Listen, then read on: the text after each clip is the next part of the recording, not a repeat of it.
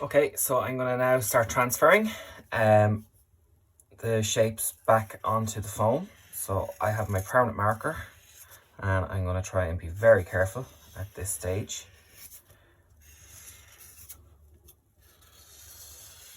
So I'm going to draw the biggest shapes out first, like so. Then I'm going to draw in now my more detailed shapes. And I am just working from my reference design. Now, it's important that you use a marker so that you can see very well the black and white shapes, and that your outlines where a line is separating two white shapes, it needs to be nice and thick. If I use a pencil for this, the pencil actually leaves a mark on the foam, and we don't want any marks on the foam at this stage, because if you actually indent this foam, it'll come out in your final print. So I'm very carefully drawing out my shapes. Now, so the shape that we have here, I'm going to draw that in a way where it actually has a white outline, like so. And I'm then going to transfer my circles.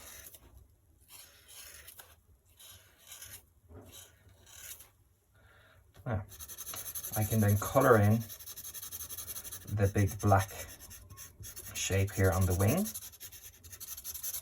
or on the abdomen part of the beetle.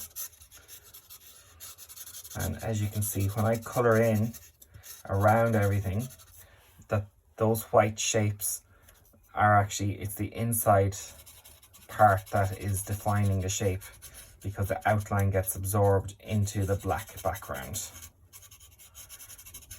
So that's actually very important.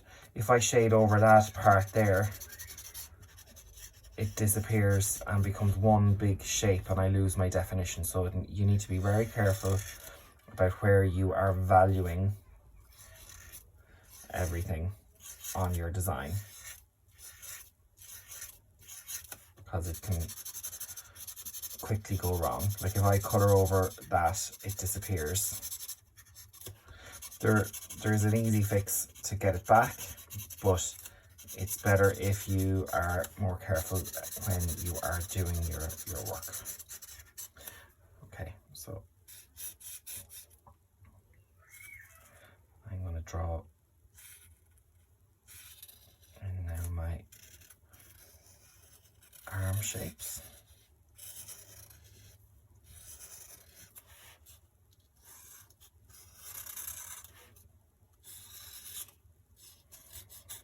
And my beetle.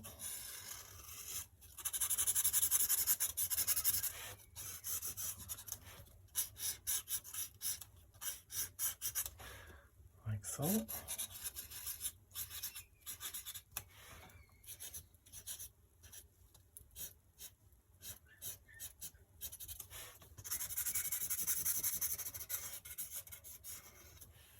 Okay, and I'm going to draw out the feet,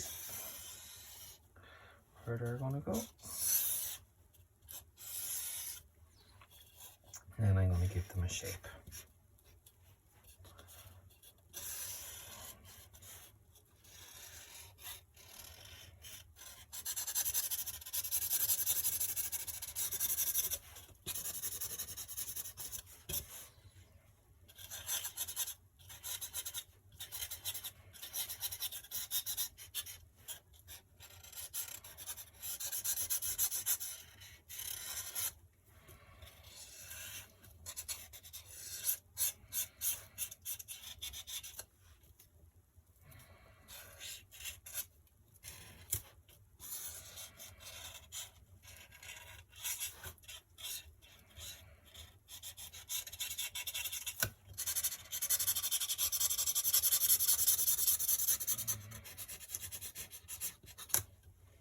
Okay, So that is my design that has been laid out now in its clear black and white shapes, like so.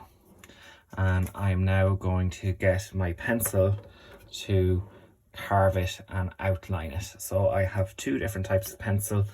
I have a very blunt one and a very sharp one. So as you can see, the very sharp one I'm going to start with here first, and it's actually going to cut into the outline of my shapes, where I'm depressing the white parts of the foam. So I'm just going to squish that down like so. This is a block that was done previously, and you can see the black shapes are all high in relief, and then the white shapes have all been carved down. So you can particularly see it here. That little part wasn't quite squished. So there is a very deep indentation there, and the pencil is what's used to carve away the white shapes, and it smoothens them down. So I'm going to use my pencil here again. Sometimes I don't use the sharp pencil if the blunt pencil works quite nicely, and this one is just the right amount of blunt. So I'm going to just indent along here, and you can see I am lightly pressing down, and you can see that the white shape is starting to get squished down flat, which then leaves the black shape in a high relief. That is what's important, because the shape that is black is going to have ink rolled on it at a later stage, like a stamper. And that is what is going to make the print. So this work that we're doing right now is we're cutting a print block with the pencil, which is going to create a stamper to make our piece of art from. And this is what is done by hand. Okay, so I'm going to go around this area here now, like so.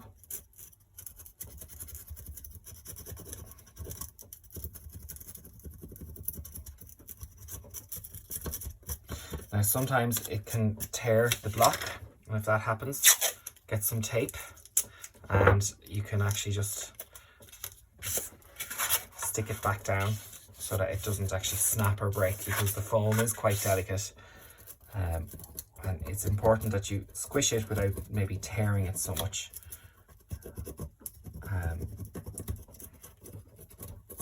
Like so. Now, the areas where I forgot and I coloured over, I can carve them back down now, as long as I remember where they were.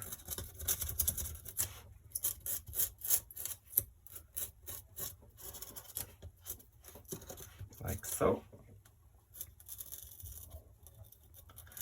And I am going to carve in all of the white shapes. So you can see here on these shapes that I'm carving them down like that. The white shape I coloured over by accident, I can poke in like this. All those shapes there, they all get carved so that there's a very, very deep indentation from where the white area was. Then I'm going to just sharpen my pencil a little bit because the graphite has worn away. Then I can outline around the edge of the bug like this. Now that has to be outlined on both sides, or else this shape is going to disappear into my background. I know I haven't given my background on this a black value, but if I leave it blank and if I don't carve away the white, this will print black.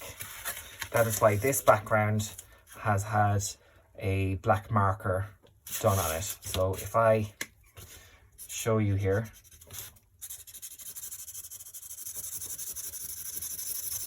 if I'm having a black background on my bug, I will have to draw that all in and colour a black value around the entire background.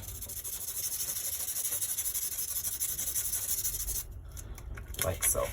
So I would go around with my pencil and I would draw into that white line the definition of where my bug's body is. That is one way that I could do my pattern, my print. And you can see here where I've had a little colouring over mistake, I can just cut it back down again, like so.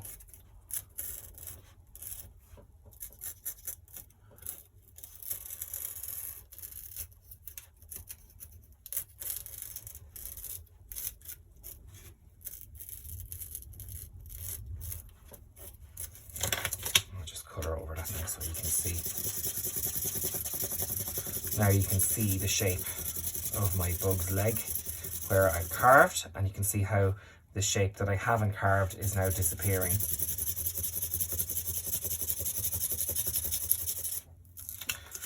Now, here is another piece of foam that I've treated in a different way.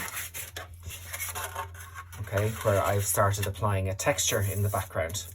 So here I have just different ideas of what a texture can be. And with this piece of foam, I will show you, you can have little spaced out lines. You could do spirals and waves. You could do sort of a pattern like that. You can do zigzags. You can do little dots all closely together. You can use the tip of your pencil like that.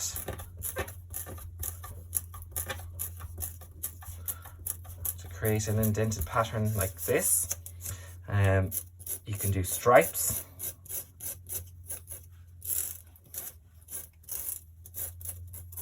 Okay, I'm also just going to write my name here on this because we will print this later on and we will see how the whole thing works out.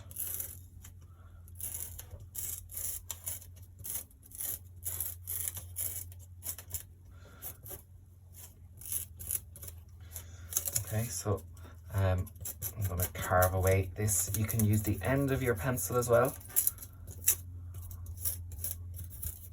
The tip of your pencil will tear the foam quicker, and it'll tear very easily, like so. So you need to be careful if you're doing that.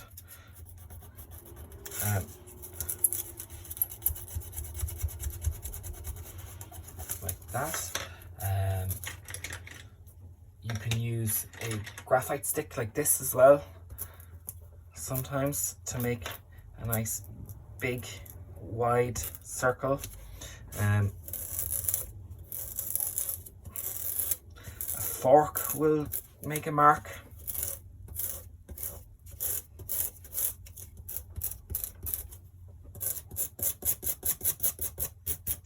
And sometimes it's nice to have a sample sheet where you can just make little marks on and then think of ways that you could use them. This mark I'm making here could be good to have scales on like a fish or something. Side to side marks like wavy lines like this would be good for water maybe, or something like that. You can see there's an outline shape here, and then maybe I'll use a thicker pencil then to do another heart shape beside it, a bit thicker, and we can compare how they're going to print. And you can see if you have a heart shape like that and if you carve it away, we'll see how the three of those shapes react when printing. You can see here I've textured this one like so, and I've filled in the entire white shapes around the body, and then the background I have carved it with lines from my pencil, like this.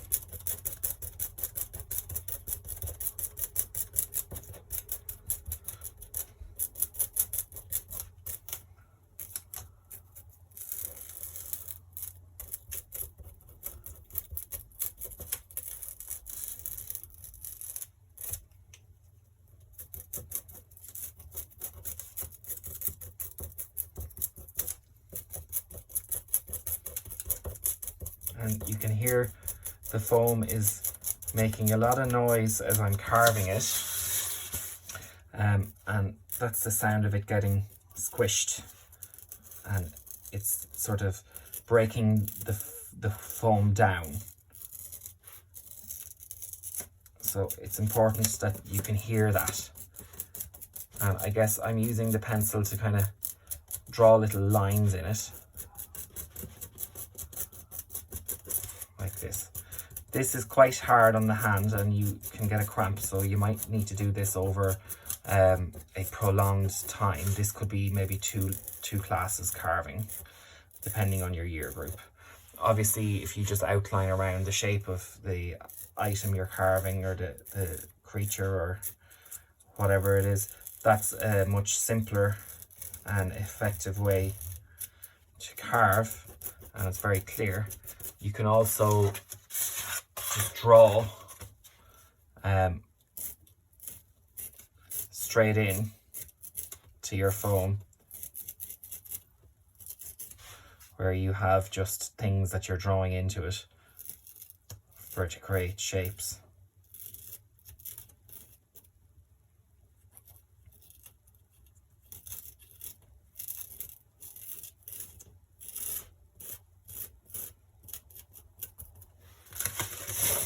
Okay, so just on a very basic level, and then you can see here where I have made drawing lines into it. They're just very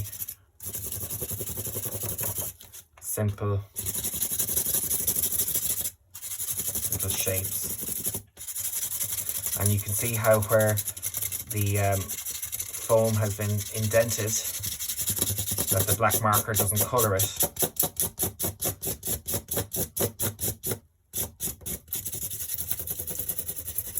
And the design becomes apparent through the foam.